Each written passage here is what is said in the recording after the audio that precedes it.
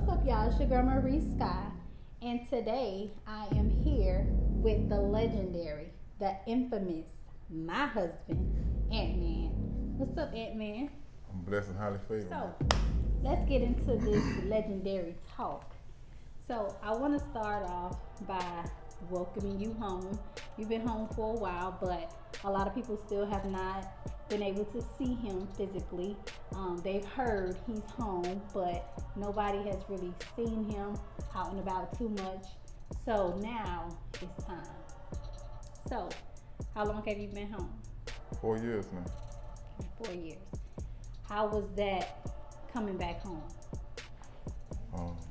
It was challenging, as in me being on home confinement. A lot of restrictions I had, and I couldn't move around.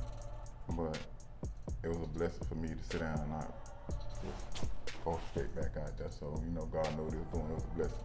So it was that part was challenging, but that's over now. Okay.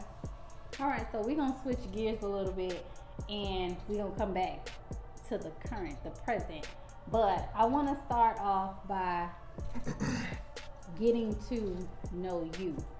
For those that think they know you, I want them to really see and know who Antman is.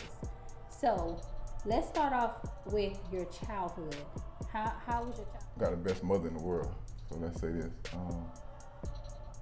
But my childhood, I could say, with my mom, it was good. I grew up with my sisters and my mom and my stepfather who came along and been a blessing to our family. I was child abused by one of my stepfathers.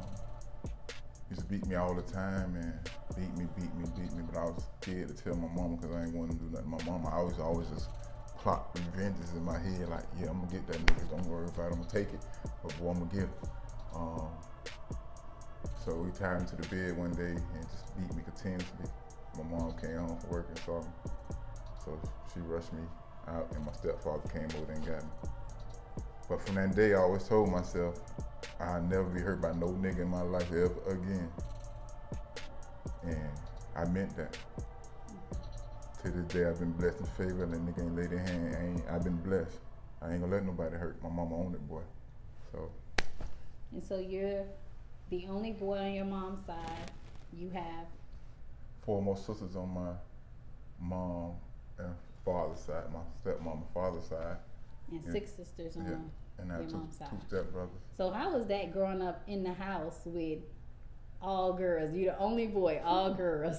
Man, I used to be breaking their I used to be breaking their dolls. I was real bad, man. So dang, I used to break their dolls, but me and my sisters, we never had no disagreements. Like we it's love. My mom showed us how to love on each other. Like that's why I grew up like treating women how to treat them. Like I love on you because I learned that from my mom and my sister. I never want nobody to hurt my mom, hit my mom, or abuse my sisters and them. So why should I treat that person in my life that way? So the love in our house and my mom and my father, who was Thomas Johnson, who always told us to be there for each other, love each other, no matter what. Family always go through it. And so even when I was in the streets, I always felt like all I got is them. If something happened to me, I know they got my back because I know how I was living, you know what I'm saying? I know that can happen. That part of me can, I go to jail. But my father and my mom always told us support each other, and they still holding strong to this day with that. So that was a blessing. And so y'all grew up in the Poker Beans. Yes, I grew up in the Poker Bean Project. I had to fight. Those who know, they gonna remember this here. I had to fight dude named Calvin, Turk, all the time. This is where my name comes from, cause I had to fight these niggas all the time. Every time I gotta go stuff for my mom, and they waiting. Going to this store called Brothers. Those who know the Poker Bean had a black-owned store called Brothers right down 62nd Street. And I had to go walking, so they'd jump out. I got to fight them. I'm like, damn, but this time here, I get smart. I got a butcher knife. My mom had the long butcher knife in the kitchen. I said, you know what? I got something for them Negroes today. I put the butcher knife on me. So I go walking. They jump. I know they move. They jumped out. They jumped out. I jumped to that with the swinging.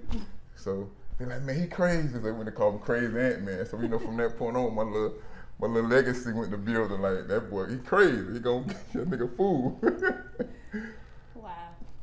Now that's something having to fight every day. Damn, but I can bet they ain't bother you no more after then. Nah, cause I was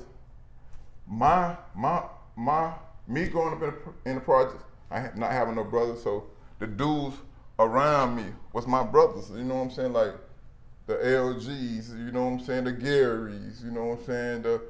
Those who know like the Broncos, the Blocks. You know what I'm saying? Turk, Cameron, Tunk. God bless the dead. You know what I'm saying? Like these we call each other brothers. We never know.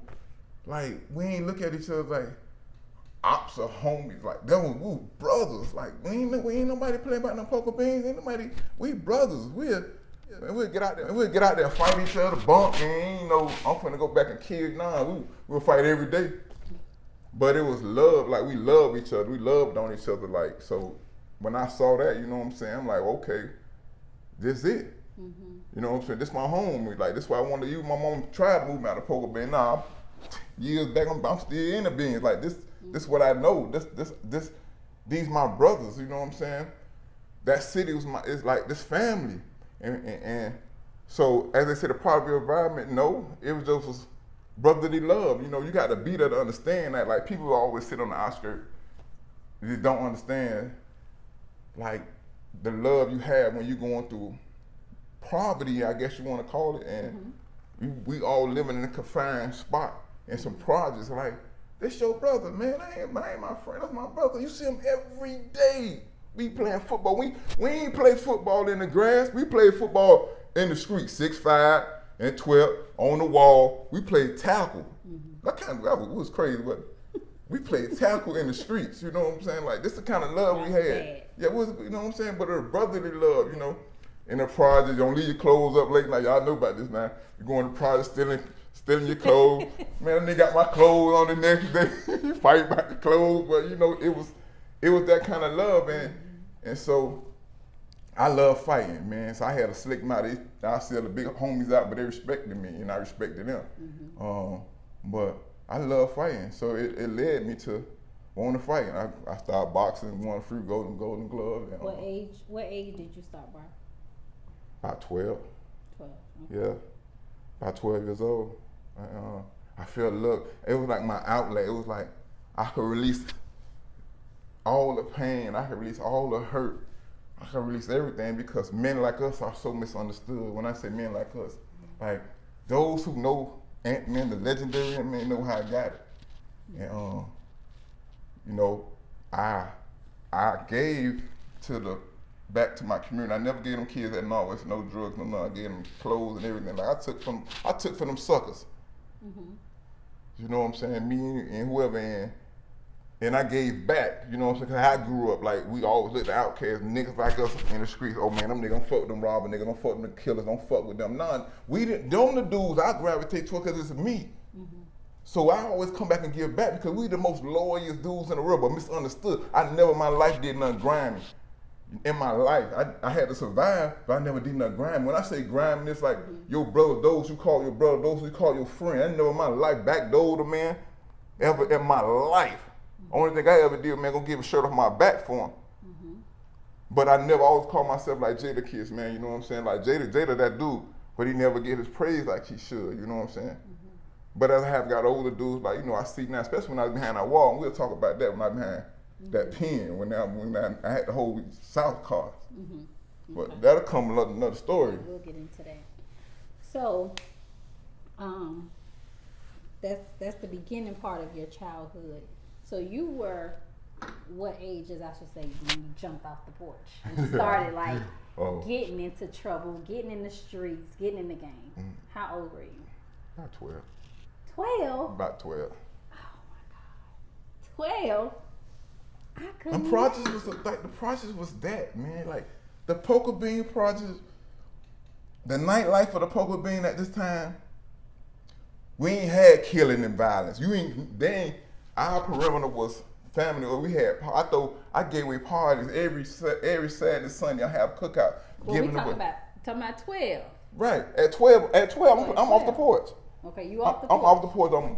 I'm hustling. I was hustling at this time in the project. So a lot of us grew up in the project. They know who this. We grew up hustling, watching out for Blue Dot. Goop. We had a dude named Goop from out the poker band. Named Cameron. Oh man, Cameron was a good dude though, but his award, he was before his time. So I learned some hustle traits from him. Like he started hustling at a young age, like show you how to build a trap up, man. When it's slow, you be like, man, we've been out here all day, man. Number 2 people came, like, nigga, man, this ain't it. You like, you know what I'm saying, patience. So, and that's what I had to learn. So at that age, I was going to school, but I was watching out. Because I was watching out for the police, like telling you, watching out of Miami mean, if the police coming down like that, police coming down 65 13th, or police coming down 62nd and 12th, you know what I'm saying? So most young kids in my era, we started watching out. You know what I'm saying? Because you ain't going to jail, and you getting like $75 for a certain amount of hours. So at 12 and 13 years old, man, I got me a few dollars in my pocket. And we used to go hustle with and put gas. They had a gas station right on 62nd and 54th, though there was Zell was at. But we pumped gas. We had a man named June who sold newspaper. But I just know I wanted bigger than this shit. He like, nah, I want bigger. Like I want bigger. And that's what I knew I wanted. So at 12 and 13, I started running errands for the old heads started loving me. You know what I'm saying? So I go to the store. When we go to the store for you, boy, I go to the store, do those things. Keep the change. I'll sit there and suck up some jewels, you know what I'm saying? When you take your young ass home, they ain't going nowhere. I sell them out there, jump on me, rough me up. I'm still selling out, you know, like, nah, nigga, whatever. But they gravitate towards me because of I'm genuine. Like, when I love. I ain't have no problem telling men around me, kings around me, that I love them.